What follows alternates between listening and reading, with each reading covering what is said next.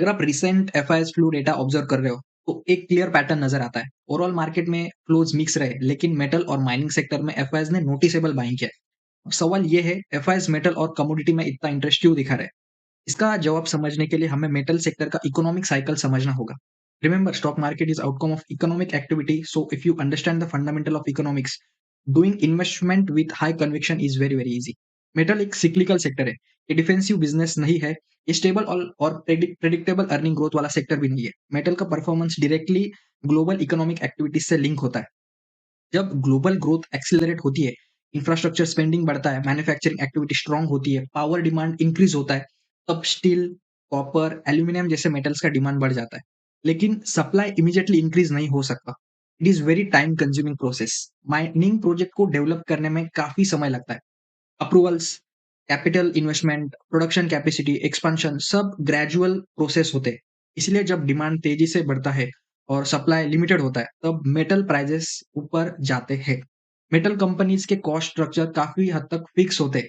इस वजह से अगर मेटल प्राइसेस में मॉडरेट इंक्रीज होता है, तो जब मेटल डिमांड की वजह से प्राइस बढ़ता है, तो प्रॉफिट प्रोपोर्शन से ज्यादा बढ़ सकता है।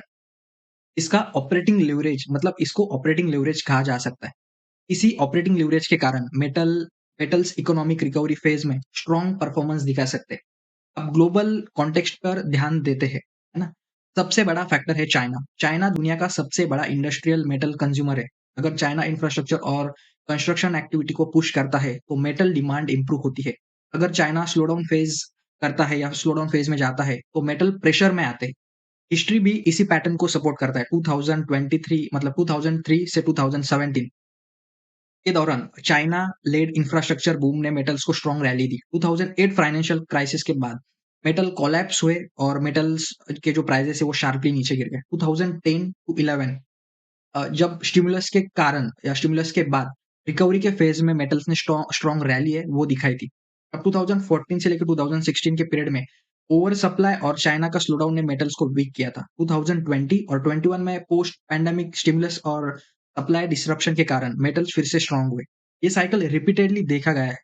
दूसरा इंपॉर्टेंट फैक्टर ये है इंटरेस्ट रेट साइकिल। ये समझना बहुत इंपॉर्टेंट है। जब global central bank monetary tightening करते हैं और लिक्विडिटी कंडीशंस को टाइट हो जाती है ना, लिक्विडिटी कंडीशंस टाइट हो जाती है, तो इकोनॉमिक मोमेंटम स्लो पड़ सकता है। ऐसे एनवायरनमेंट में कमोडिटीज पर प्रेशर आता है। लेकिन जब टाइटनिंग साइकिल अपने पीक या पीक के पास होती है, तो ये ईजिंग के एक्सपेक्टेशन या फिर अगर टाइटनिंग ईज हो सकती है, स्लो डाउन मतलब टाइटनिंग जो है वो कम हो सकती है, तो उसके कारण जो सिक्लिकल सेक्टर है वो अट्रैक्टिव लग सकते हैं उस समय।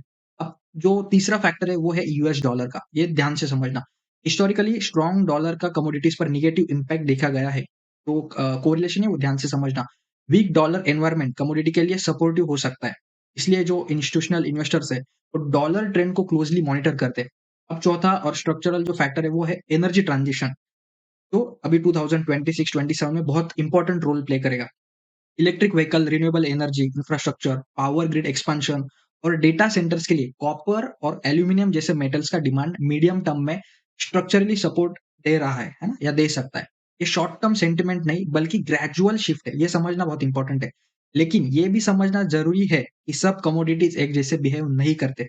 एनर्जी मार्केट का साइकिल अलग हो सकता है। प्रीशियस मेटल मैक्रो हेज के रूप में बिहेव करते हैं। बस मेटल इंडस्ट्रियल ग्रोथ से डायरेक्टली लिंक होते हैं। बेस मेटल इंडस्ट्रियल जो ग्रोथ है उससे डायरेक्टली लिंक होते हैं। ये समझना बहुत इंपॉर्टेंट है। आपको बाइफरकेशन समझना इंपॉर्टेंट है। इसलिए एफआई ब्रॉड कमोडिटी एक्सपोजर नहीं लेते, मतलब सभी कमोडिटीज में इन्वेस्टमेंट नहीं करते। वो सिलेक्टिव पोजिशनिंग करते हैं।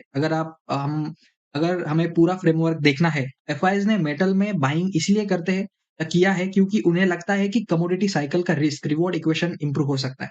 ये समझना बहुत इंपॉर्टेंट है। ये इमोशनल डिसीजन नहीं होता उनका, ये मैक्रो इकोनॉमिक्स जो असेसमेंट है उसके बेसिस पर एलोकेशन करते हैं कि इकोनॉमिक साइकिल अच्छा जाएगा, है ना? वो अगर प्रेडिक्ट करते हैं तो मेटल सपोर्ट करेगा, मेटल साइकिल सपोर्ट करेगा। मेटल्स एक मैक्रो सेंसिटिव सेक्टर है, बहुत इंपॉर्टेंट।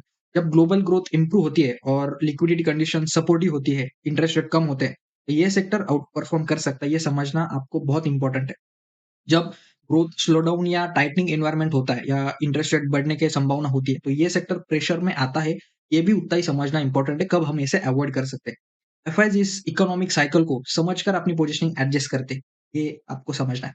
अगर आपको ऐसे स्ट्रक्चरल और क्लियर मैक्रो माइक्रो एक्सप्लेनेशन पसंद है, तो आप चैनल को सब्सक्राइब कर सकते हो और वीडियो को लाइक और शेयर कर सकते हो। Thank you very much. मिलते हैं नेक्स्ट वीडियो में। Thank you.